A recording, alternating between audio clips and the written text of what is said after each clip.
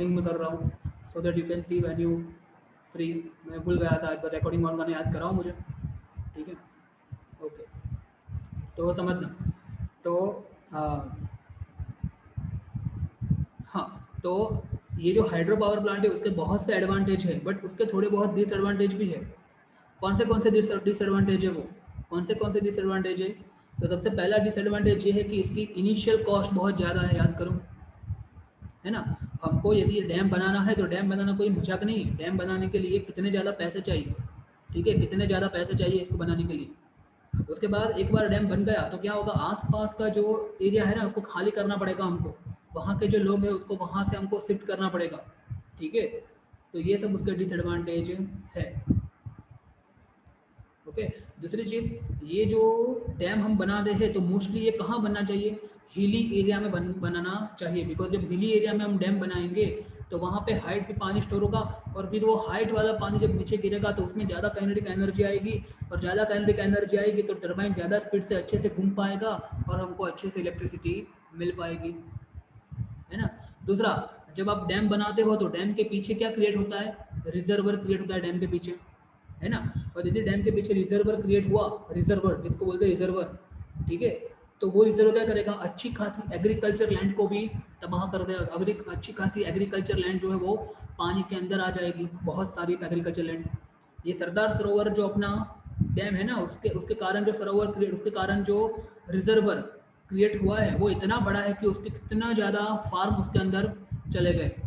दूसरा, यदि फार्म मतलब यदि वो जो क्रॉप वगैरह है फार्म के अंदर उसके ऊपर पानी आ जाएगा तो क्या होगा, वो सारे के सारे क्रॉप सड़ जाएंगे, और यदि वो सड़ गए तो उसमें से एक गैस प्रिपेयर होता है जिसको बोलते हैं मिथेन गैस, और वो मिथेन गैस भी क्या है, ग्रीन हाउस गैस है, जो भी हमारी इकोसिस्टम के लिए हार्मफुल है। दूसरा, एक बार हमने यहाँ पे डैम बना दिया तो क्या होगा, डैम का पानी आगे नहीं जा पाएगा, ठीक है, मतलब ये नदी का पानी आगे नहीं जा पाएगा नॉर्मली जो जाता था उस तरह से। तो आगे यहाँ पे जो भी क्रिएचर रहते होंगे उनको सफिशिएंट अमाउंट में पानी मिलेगा नहीं, मतलब कि जो एक्वेटिक एनिमल है उनकी इकोसिस्टम तो खत्म हो जाएगी ऑलमोस्ट।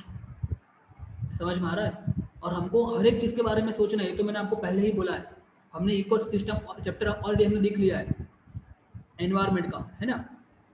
तो बहुत ज़्यादा देखो, इसमें भी every coin is two side, तो इसके भी थोड़े बहुत डिसएडवांटेज तो है जो कि यहाँ पे ये पैराग्राफ में लिखे, ठीक है। उसमें मैंने लास्ट टाइम बात की थी वो फना मूवी आमिर खान का, है ना, जिसमें बहुत ज़्यादा अपोज हुआ था, ठीक है, उसका, बिकॉज उन्होंने क्या किया था, अपोज किया था सरदार सरोवर डैम का आमिर खान ने, ठीक है। तो देखो यहाँ पे opposition to the construction of the Tehri dam on the river Ganga and Sardar Sarovar project on the river Narmada are due to such problem. ये जो प्रॉब्लम है ना, बिकॉज एक बार डैम क्रिएट हुआ तो वहाँ पे आपके पीछे मतलब डैम के आसपास के जो लोग रह रहे हैं उनको हमको रिहेबिलिएट करना पड़ेगा, रिहेबिलिएशन, ठीक है। और आपको मालूम है हमारी गवर्नमेंट के पास वैसे ही पैसे हैं नहीं, ठीक है। अभी इतने ज़्यादा लोगों को उनकी जगह से दूसरी जगह पे शिफ्ट करना, उनको वहाँ पे मकान देना, उनको वहाँ पे एम्प्लॉयमेंट देना, हमको मालूम ही कितना ज़्यादा प्रॉब्लमेटिक की बात है, देखो आप, है कि नहीं, है ना। तो फिर क्या करते, गवर्नमेंट क्या करते मालूम है, बोलती तो है कि हम आपको देंगे, दूसरी जगह पे घर देंगे, दूसरी जगह पे जॉब देंगे, बट देते नहीं है ना। तो वो लोग क्या हुआ, बेचारे पूरी जिंदगी वहाँ पे जी रहे थे, उनका फार्म वहाँ पे था, उनकी एग्रीकल्चर वहाँ पे थी, वो सब चली जाएंगी, ठीक है। और दूसरी जगह पे जाएंगे तो उनको वहाँ पे अच्छा घर मिलेगा नहीं, तो उनके पास एक ही ऑप्शन होगा, क्या, सुसाइड, ठीक है, या फिर अपनी लाइफ से कॉम्प्रोमाइज़ करना पड़ेगा उनको, है ना। गवर्नमेंट बोलने को तो बोलते हैं बट होता नहीं है ना। तो इसीलिए जो बड़े बड़े हीरो वगैरह थे या बड़े बड़े जो मतलब पर्सनालिटी थी उन्होंने अपोज किया था ये डैम का कंस्ट्रक्ट होने का। अपोज इसी सेंस में किया था कि पहले आप मेक श्योर करो कि ये जो लोग हैं उनको अच्छी जगह पे जॉब और अच्छी जगह पे लोकेशन, अच्छा लोकेशन वगैरह रहने के लिए मिल जाएगा, उसके बाद ही आप डैम बनाओ। बस अपोज वही था, है ना, दोनों जगह पे, गंगा का टिहरी डैम और नर्मदा का सरदार सरोवर डैम। क्लियर हुआ? ओके, चलो आगे बढ़ते हैं, समझ में आ गया होगा यहाँ तक तो। ओके, अभी देखो नंबर 14.2.4 देखो, improvement in the technology for using the conventional source of energy. देखो बायोमास तो वैसे आपके सिलेबस में है नहीं, ठीक है, तो आई थिंक, और देखो ये सीबीएसई को तो ये पूरा चैप्टर ही नहीं है, ठीक है, तो सीबीएसई के लिए भी ये तो जरूरी नहीं है बायोमास में कवर करा वो भी, और गुजरात बोर्ड में से बायोमास निकाल दिया है, आपको मालूम होगा शायद, एक बार मुझे कंफर्मेशन दे दो कि आपको मालूम है ना बायोमास निकाल दिया है। Yes sir. Okay good. तो बायोमास आपके सिलेबस में नहीं है, ठीक है। तो ये करने की कोई ज़रूरत नहीं, आप लोग भी बचो, एक्स्ट्रा मेहनत से बचो मत करो। उससे बेटर है कि आप ऊपर वाला जो क्वेश्चन है वही परफेक्टली करो। बायोमास की ये फिगर भी करने की कोई ज़रूरत नहीं है। ओके, विंड एनर्जी पे आते हैं। विंड एनर्जी आपके सिलेबस में है ना, विंड एनर्जी है सिलेबस में। चलो तो विंड एनर्जी के ऊपर आते हैं। You can see on your screen wind energy. देखो यार, विंड एनर्जी भी बहुत सही है, ठीक है। मैं आपको थोड़ा विंड एनर्जी के बारे में पहले थोड़ा समझा देता हूँ, एक ही सेकंड, समझना।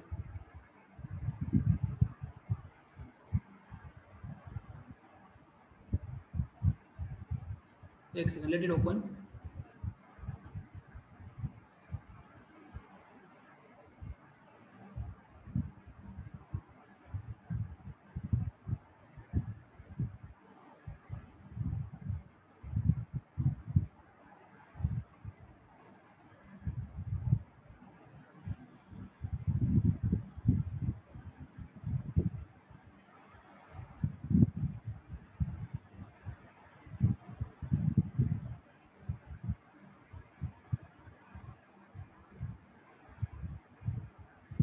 Okay, so listen now. देखो मैं बात कर रहा हूँ किसकी एनर्जी के बारे में, थोड़ा मैं आपको एक्सप्लेन करने वाला हूँ, ठीक है, विंड एनर्जी के बारे में।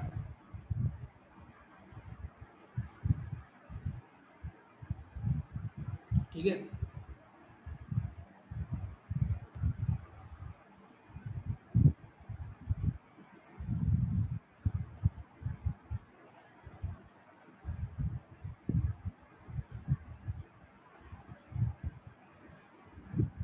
तो समझना। देखो अल्टीमेटली मैंने आपको यही बोला था, करना क्या है, मुझे टरबाइन को रोटेट करवाना है। क्या करवाना है मुझे? टरबाइन को रोटेट करवाना है। यदि मैंने कुछ भी करके टरबाइन को रोटेट करवा दिया ना, टरबाइन को, तो मेरा काम हो गया, ठीक है। तो इसमें मैं यही करने वाला हूँ। इसमें हमारे पास होगा क्या एग्जैक्टली, हमारे पास बड़ी बड़ी विंड मिल होती है। क्या होता है? बड़ी बड़ी wind mill we are having. Okay, big big wind mills are there.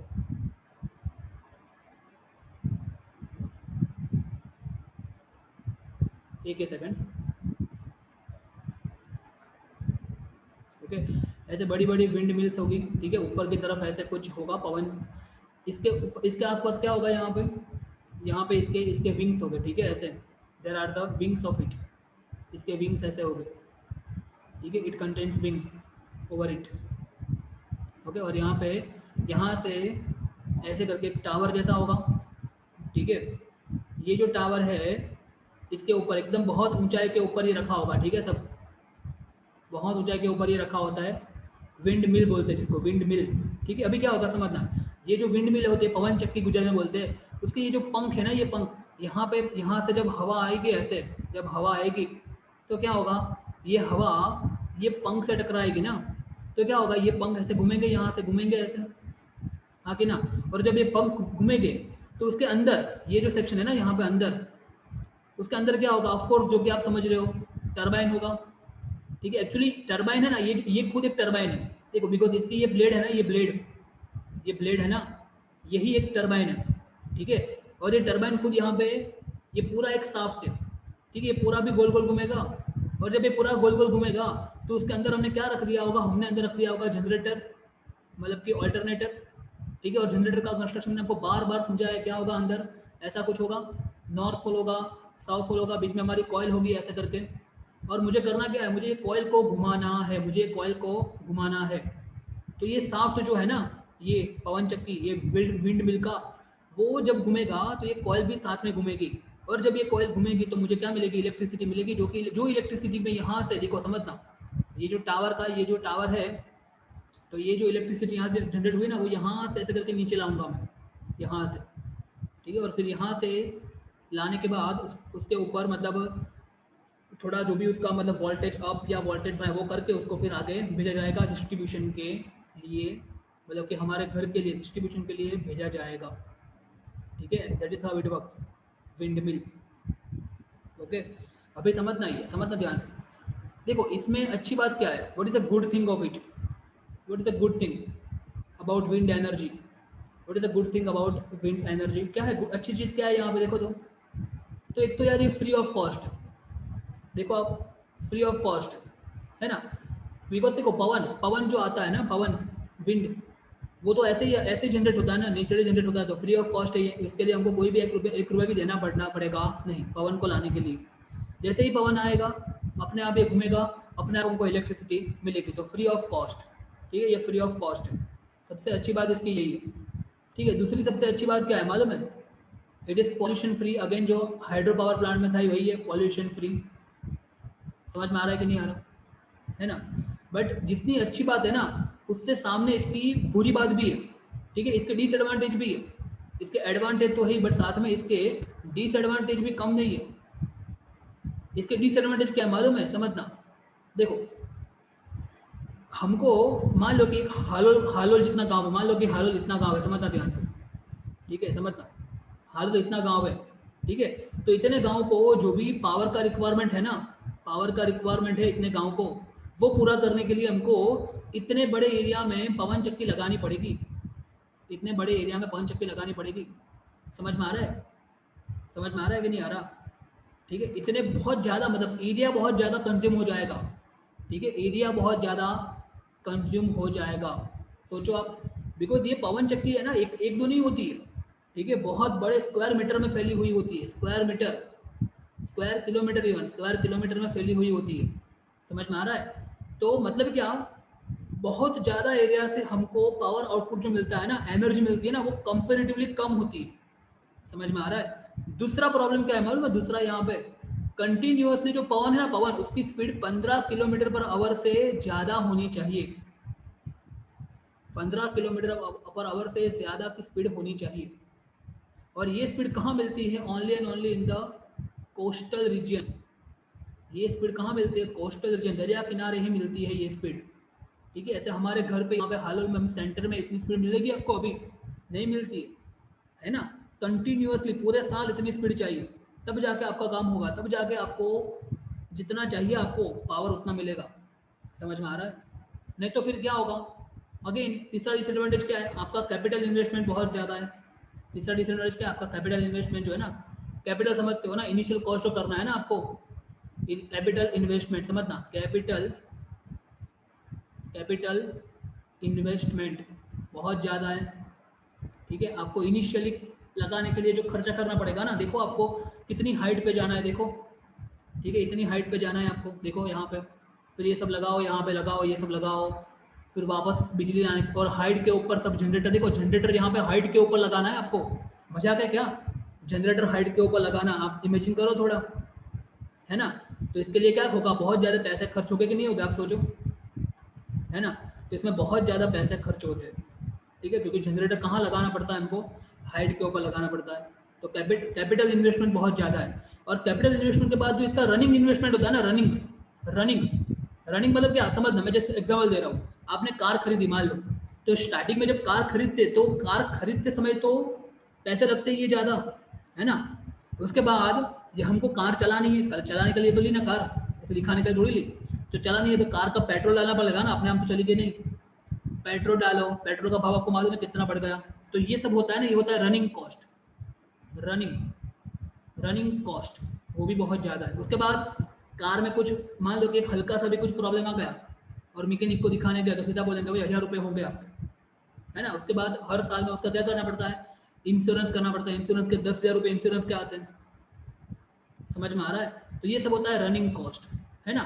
मान लो कि यहाँ पे ये जो पवन चक्की है उसके ऊपर यहाँ पे कुछ बिगड़ गया, यहाँ पे कुछ बिगड़ गया, ठीक है, तो आप किसको बोलोगे, आप क्या बोलोगे, आप किसी आदमी को ही बोलोगे ना, आप किसी आदमी को बोलोगे ना कि भाई यहाँ पे जा, यहाँ पे चढ़, और यहाँ पे चढ़ के ये रिपेयर करके आ।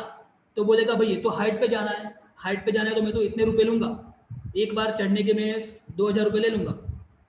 समझ में आ रहा है कि नहीं आ रहा, तो मजाक थोड़ी है ये, मतलब रनिंग कॉस्ट भी बहुत ज़्यादा है। समझ में आ रहा है कि नहीं आ रहा, तो रनिंग कॉस्ट भी बहुत ज़्यादा है, तो ये सब इसके डिसएडवांटेज है ना। अभी चलो उसको पढ़ते हैं, समझ में आएगा, पूरा परफेक्टली समझ में आ जाएगा, ठीक है। चलो, तो ये सब इसके डिसएडवांटेज है, ठीक है। पवन विंड मिल के डिसएडवांटेज, ठीक है। देखते बुक में क्या लिखा है। ओके, तो we show in class 9 how unequal heating of the land mass and water bodies by solar radiation generates air movement and the causes wind to blow. ये आपको मालूम होगा कैसे पवन जनरेट होता है, पवन का जनरेशन कैसे होता है मालूम है ना? ओके, एक बार समझ लो ये, बिकॉज हमको उसमें काम आने वाला है। जनरेटर जब हम पढ़ेंगे ना उसमें काम आएगा हमको ये। एक सेकेंड, लेट इट ओपन।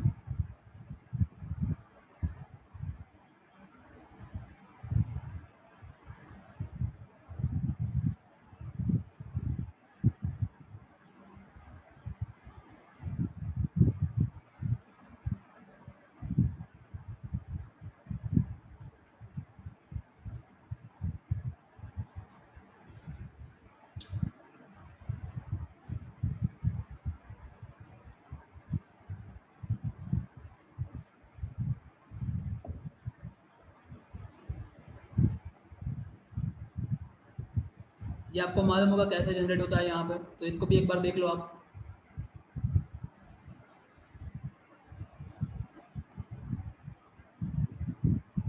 जैसे कि मान लो कि ये अर्थ है, ठीक है, तो अर्थ में मान लो कि इस तरफ यहाँ पे सन है, ये सन है मान लो, ठीक है।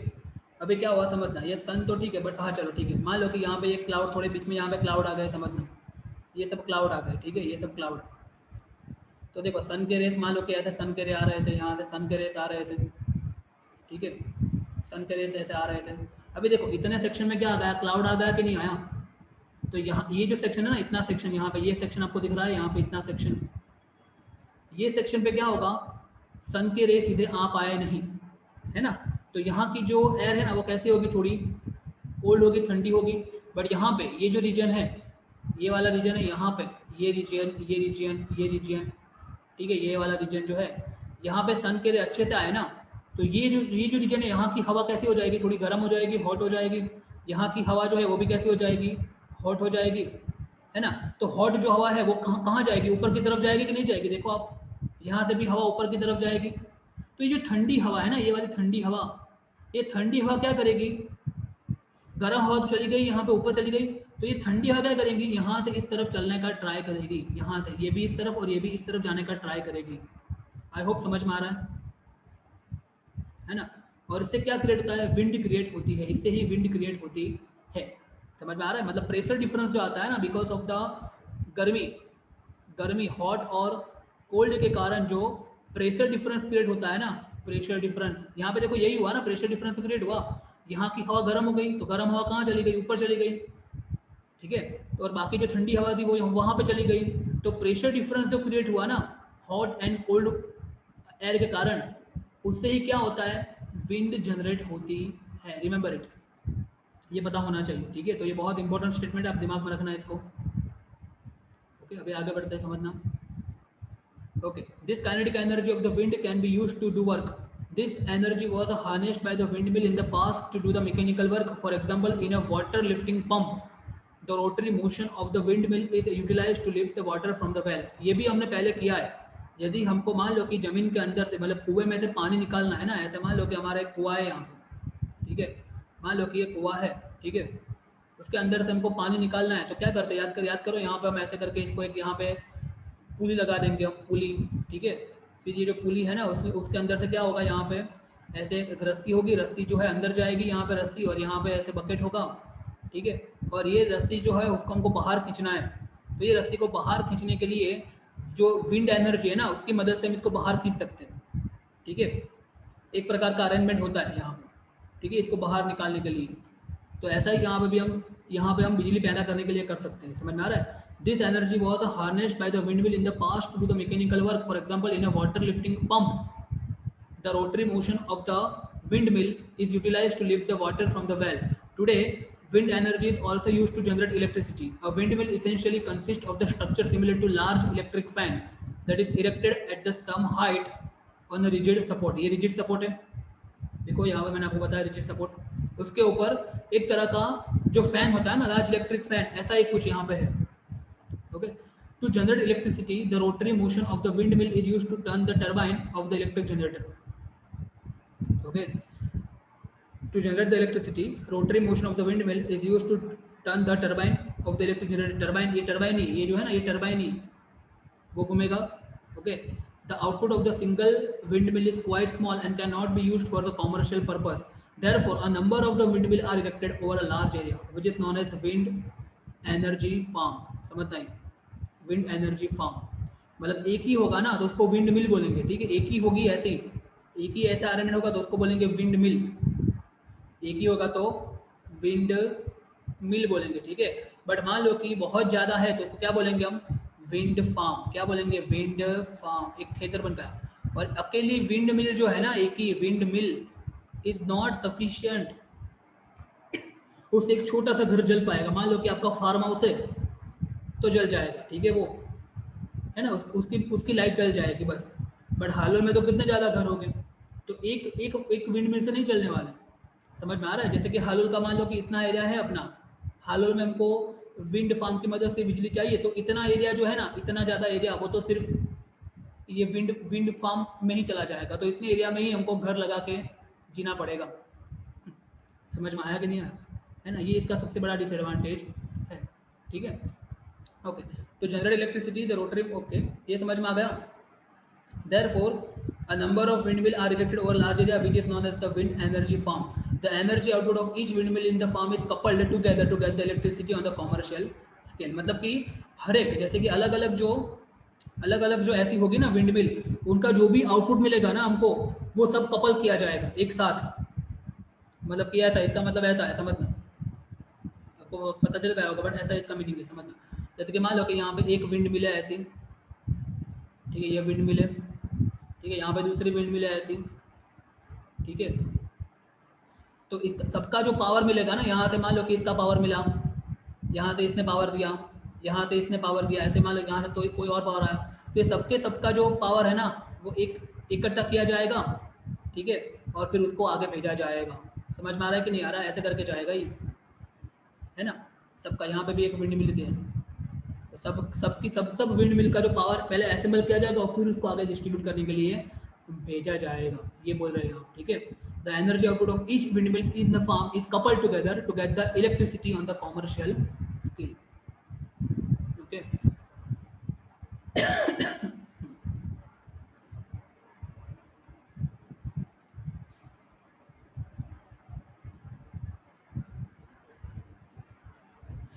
मिनट हो गई आज. डिस्कनेक्ट नहीं हुआ आज क्या? Is it 43 minute? आप में कितना दिखा रहा है? और मेरी आवाज आ रही है क्या? मुझे वहम हो रहा है.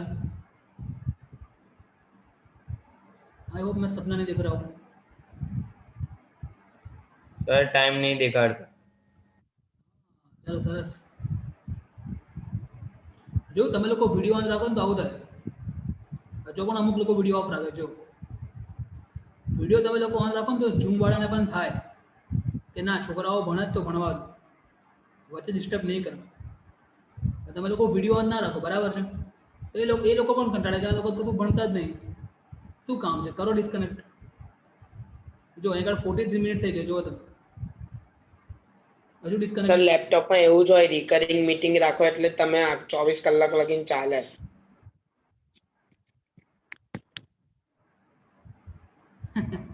અલા એ તમારે સ્કૂલમાં પેલું એનું પેલું ટેગ લીધું છે ને એટલા માટે પેલું એને લેવું પડે, એનું સબસ્ક્રાઇબ કરવું પડે અને એના કંઈક મંથલી ટુ આવતું. પ્રીમિયમ મારા ફ્રેન્ડ જો નથી, એ પણ અમે લોકો વાતો કરીએ છીએ દરરોજ, અમે ફ્રેન્ડ. બકા 2 જણો તો ચાલે. તમે કેટલા જણ વાતો કરો છો? 2 નહીં, ઢગલો 7-8 હશે.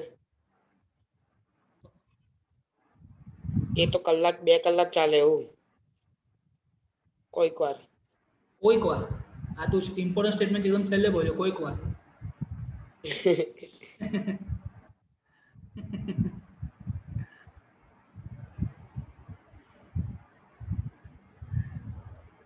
કોઈક વાર પહેલે બોલવાનું કે એવું ના બોલે, કોઈક વાર એવું થાય એમ. ઓકે, કંઈ નહીં, ચાલે. તો આજે આપણે આ કોઈક વાર છે તો કન્ટિન્યુ રાખીએ આપણે. કોઈક વાર જ આવો મોકો આવે છે. Okay, so Denmark is called the country of the wind. More than 25% of the electricity needs are generated through a vast network of the windmill.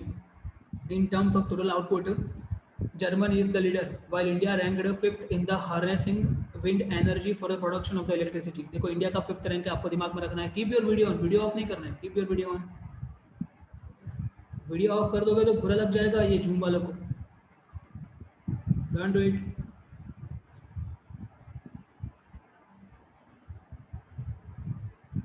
Okay, तो it is essential that nearly 45,000 megawatt of electrical power can be generated if India's wind potential is fully exploited। ये समझ में आता है आपको? ये word समझ में आता है? 45 मेगावाट का मतलब क्या होता है? 45 मेगावाट का मतलब समझ में आता है? 45,000 मेगावाट का मतलब इसका मतलब समझ में आता है? यहाँ पे तो लिखने को तो लिख दिया, बट आपको मतलब समझ में आता है इसका? इसका मतलब क्या होता है? चलो वो मतलब समझते हैं, समझना। ठीक है, ये सब डेटा तो हम रट्टा मार देते हैं, एग्जाम में पूछ लिया हमको आ भी गया 45,000 मेगावाट, साला पता तो होता नहीं क्या होता है। ठीक है, आपके घर में जो इक्विपमेंट हो गए ना, चलो उसको गिनो, समझना। देखो पहले तो 45 मेगावाट का मतलब समझाता हूँ। 45,000 मेगा का मतलब क्या होता है मालूम है ना? 10⁶। ये तो मालूम होगा ना यार, एमबी बोलते हो ना आप, इतने एमबी की मूवी है, इतने केवी का पीक है, तो एमबी का मतलब क्या होता है? मेगा। मेघा नहीं है, मेगा, मेगा। ठीक है, नॉट मेघा, मेगा। ओके, समझना है। तो मेगाबाइट तो 10⁶, बराबर, मतलब कि इतना इतना वॉट। मतलब देखो 45000 और पीछे और 6 जीरो, 1 2 3 4 5 6, है ना? गिनो तो कितना लिखा है मैंने, गिनो तो। 45 अरब, इट इज 45 अरब वॉट। समझ में आ रहा है कि नहीं आ रहा? इतनी एनर्जी इंडिया जनरेट कर सकता है यदि पूरा पोटेंशियल से कन्वर्ट करें तो अपनी विंड एनर्जी को। मतलब कि देखो कितना गांव, कितने कितने गांव इससे चल जाएंगे, देखो आप, है ना? आपके घर में कितनी बिजली चाहिए मालूम है आपको? आपके घर में, चलो एक नॉर्मल आदमी के घर में होता क्या है? चलो एक एसी होता है मान लो, ठीक है, 4 5 चलो 6 फैन होते हैं, समझना। ठीक है, फिर और क्या होगा समझो ना। मतलब देखो एसी जो है ना वो कितने वाट का होता है? 1000 वाट का होता है। ठीक है, फैन 60 वाट के होते हैं बेचारे, कितने 10 फैन है तो 600 वाट इसके हो गए। तो ऐसे करके यदि आप गिनोगे ना तो एक आदमी के घर में ज़्यादा से ज़्यादा 5000 वाट आएगा मैक्सिमम। समझ में आ रहा है? तो देखो कितना डिवाइड करो इसको, 4500, मतलब ये जो लिखा है ना उसको डिवाइड करो, एक आदमी का घर में इतना वाट की चाहिए रिक्वायरमेंट। तो 1 2 3, 1 2 3, कितने घर हो गए? कितने घर हो गए? 4,50,00,000 घर हो गए। देखो यहाँ पे नहीं, हाँ 45 लाख, सॉरी 45 लाख घर हो गए, समझो आप। तो 45 लाख घर मतलब थोड़ी मजाक की बात थोड़ी है। समझ में आ रहा है कि नहीं? कैलकुलेशन को समझो आप, इसका मतलब क्या होता है समझो। आगे तो लिख दिया बट आपको मतलब समझ में आना चाहिए, है ना? तो इतने घर की बिजली जो है वो हो जाएगी पूरी। ये इसका मतलब ये हुआ, ये जो है ना लिखा है ना उसका मतलब ये हुआ, आपको ये समझना है सब। 45,000 मेगावाट का मतलब क्या है ना? फिर आपने तो पढ़ लिया कि इतना मेगावाट, अरे पर क्या यार मतलब तो मालूम होता नहीं, तो क्या करोगे बताओ? व्रज राघव ऋषि पूर्व, आई डोंट थिंक તમને કોઈ इंटरेस्ट लागे ભણવામાં।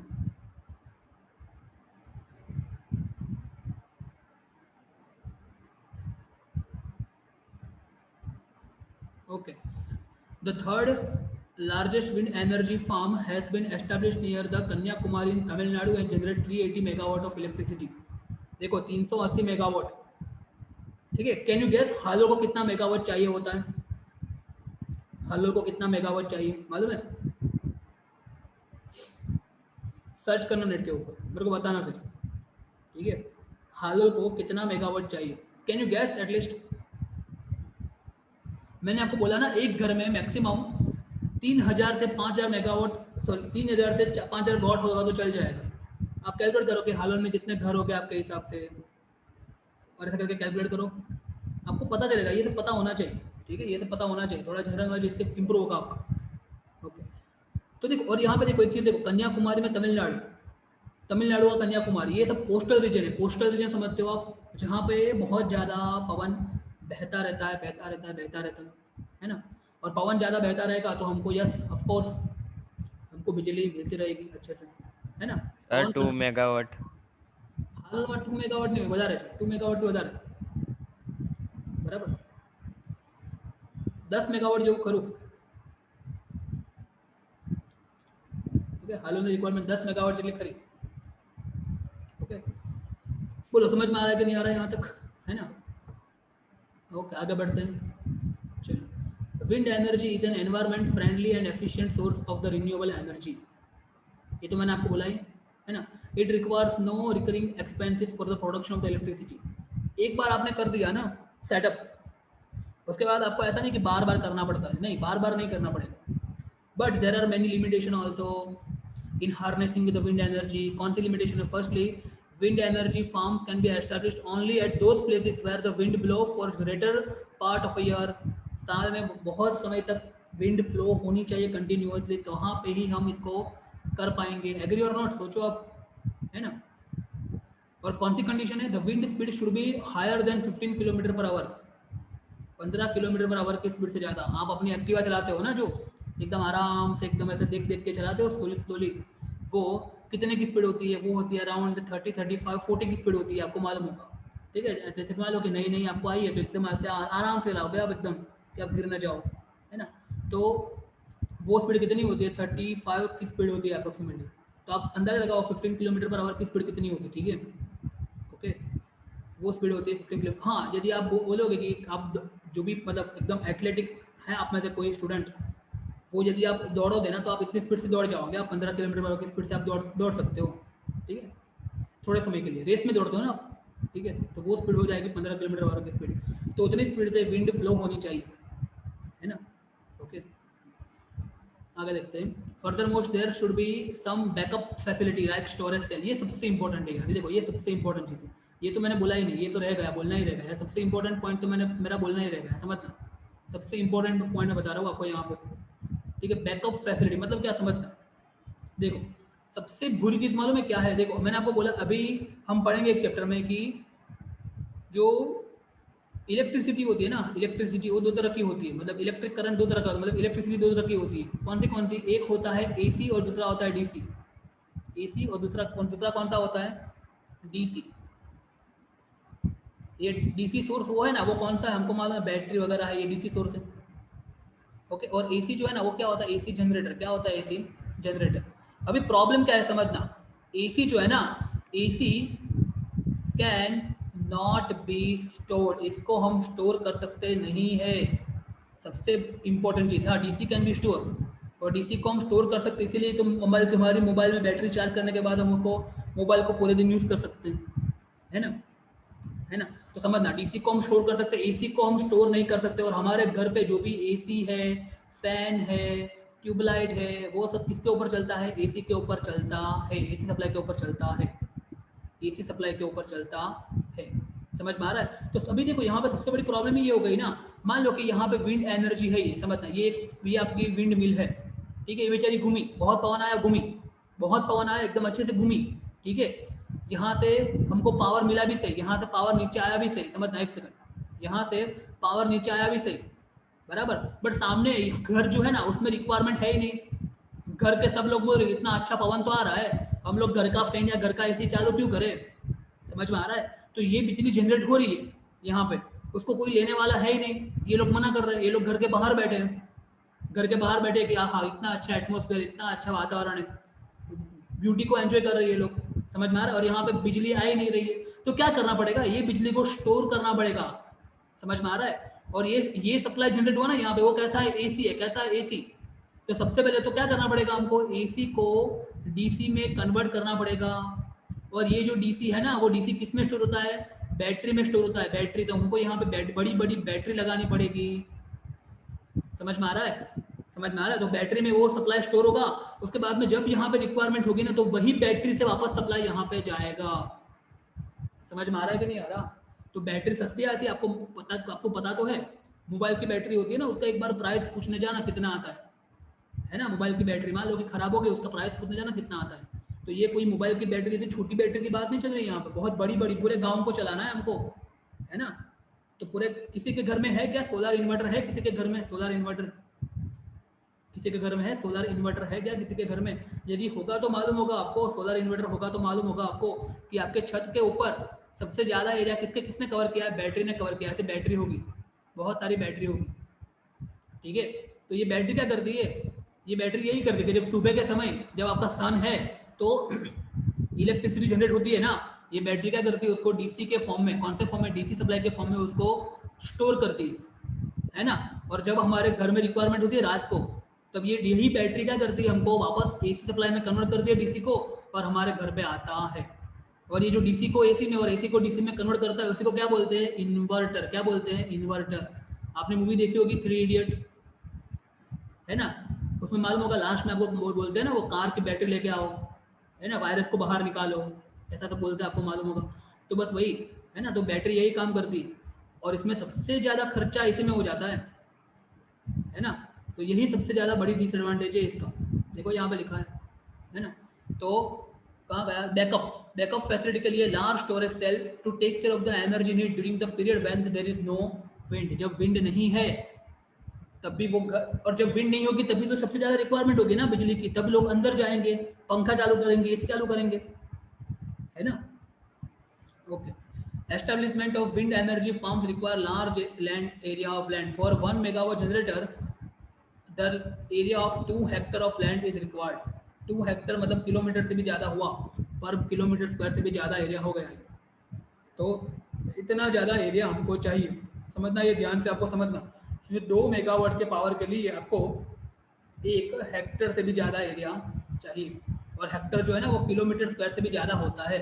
मतलब कि 1 किलोमीटर इतना हुआ, 1 किलोमीटर उतना हुआ, तो 1 किलोमीटर स्क्वायर का जो एरिया होगा ना, उससे भी ज़्यादा एरिया होता है ये हेक्टर। तो उतने ज़्यादा एरिया में आपने लगा दी पूरे की पूरी विंड फार्म, तब भी आपको सिर्फ 2 मेगावाट का पावर मिलेगा।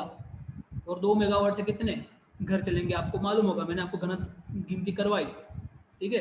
1000 जितने घर चलेंगे उससे ज़्यादा नहीं चल पाएंगे, है ना। आप गिनो ना, 2 मेगा मतलब क्या, 10⁻⁶, मतलब पीछे 1 2 3 4 5 6, और एक घर में आप मान लो 5000 की रिक्वायरमेंट है, तो 1 2 3 खत्म, 1 2 3 खत्म, कितने हो गए, 2000 घर आए। देखो 2, और नीचे ये 5 भी है ना, बस इतने। कौन है बाहर, कोई है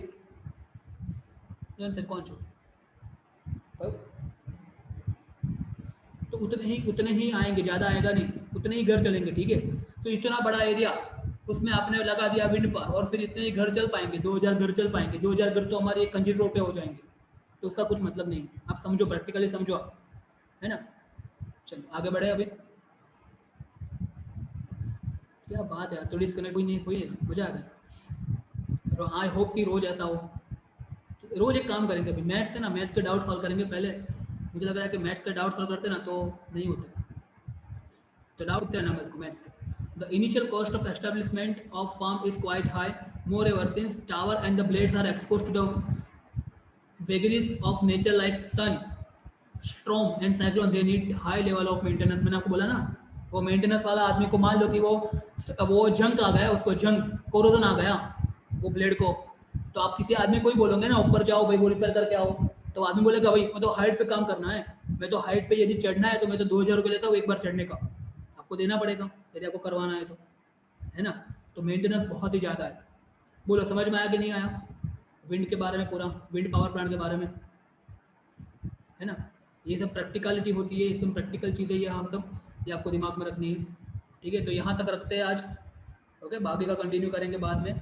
14.3 कितना बचा अभी, 14.3 14। हाँ एक काम करना, ये तो आपके सिलेबस में है मुझे मालूम है ना, ये सिलेबस में है, यस। ये फिगर आपको ड्रॉ कर देनी है,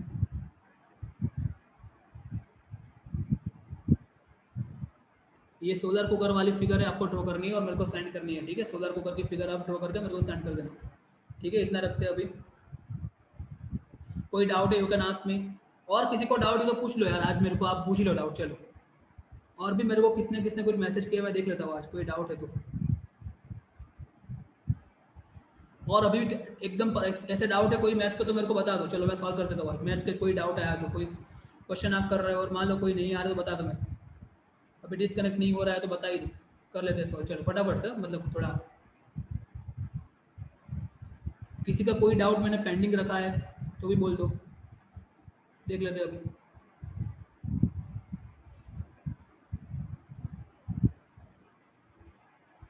સર પેલું જોયું પછી પેલું ટેસ્લા કોઇલ વાળું, હા ટેસ્લા કોઇલ વાળું યાર નથી આઈડિયા આવતો, એ તો આપણે મળીને ડિસ્કસ કરવું પડશે. એમ એકલો મને ટાઈમ નથી મળતો યાર, હું મૂડ જ નથી આવતું જોવાનું. હું એકલો હોઉં તો મૂવી જોયા કરું છું. મને મૂવીનો જોવાનું મન થઈ ગયું છે આજકાલ, બધા મૂવી જોવાનું મન થયું. બોલો શું કર? જોઈશ ગમે ત્યારે આપણે મળીશું, તાર કઈ તો મળીશું ને તારે જોઈશું, બરાબર કે નહીં? હા, બીજો કોઈ ડાઉટ પૂછી લો. એના સિવાય બીજો કોઈ ડાઉટ છે? કોઈ મેથ્સનો કોઈ ડાઉટ હોય તો પૂછી લો. કોઈ એવો ડાઉટ કરે તો બાકી હોય, બાકી બસ આટલું રાખીએ અત્યારે. આઈ હોપ કે આ રોજ આવું ચાલુ રાખે ના કોઈ દિવસ મજા આવી જાય.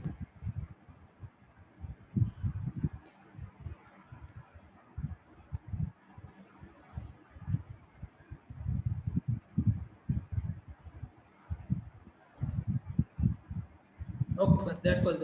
You can disconnect yourself.